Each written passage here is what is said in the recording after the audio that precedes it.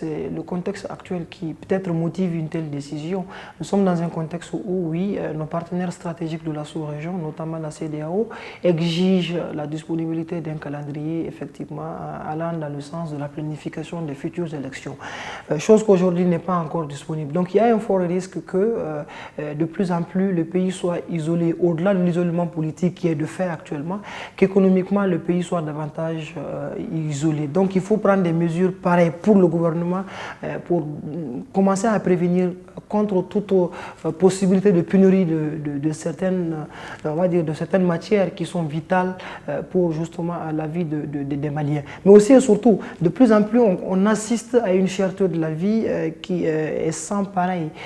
Dans pas mal de secteurs, la vie devient de plus en plus chère. Beaucoup de produits, de plus en plus, constatent leur prix augmenter.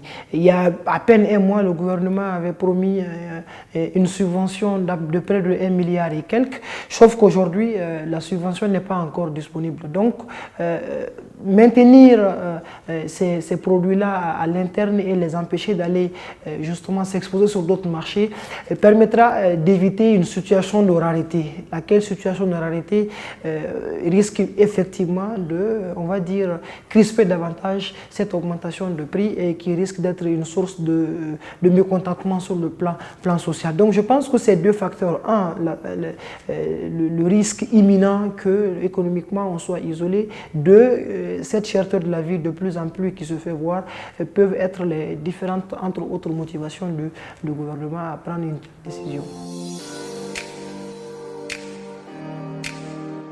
C'est toute la question. En fait, nous sommes dans un État qui, sur le plan réglementaire, on va dire que ça n'a pas commencé aujourd'hui, est très faible. À la limite, nous sommes un État qui frôle la faillite. Est-ce que économiquement, nous avons les moyens pour contrôler les sorties et les rentrées, même dans une situation où ça va? La réponse est non, à plus forte raison qu'avec un pouvoir transitoire, avec une situation d'instabilité sécuritaire, avec un pays de plus en plus isolé. Je rappelle quand même que nous avons 7 pays frontaliers avec lesquels 7 pays, les marchandises peuvent facilement sortir et rentrer. Donc aujourd'hui, oui, c'est peut-être une forte décision dans l'opinion publique qui aspire à une sorte de sentiment nationaliste, mais sur le terrain, moi je reste beaucoup sur ma faim quant à la force, la capacité réelle de l'État à réglementer ça au niveau de différentes frontières. Naturellement, nous sommes quand même un pays, au cas où on empêcherait ces produits de sortir, nous sommes un pays qui dépend beaucoup plus des recettes d'exportation.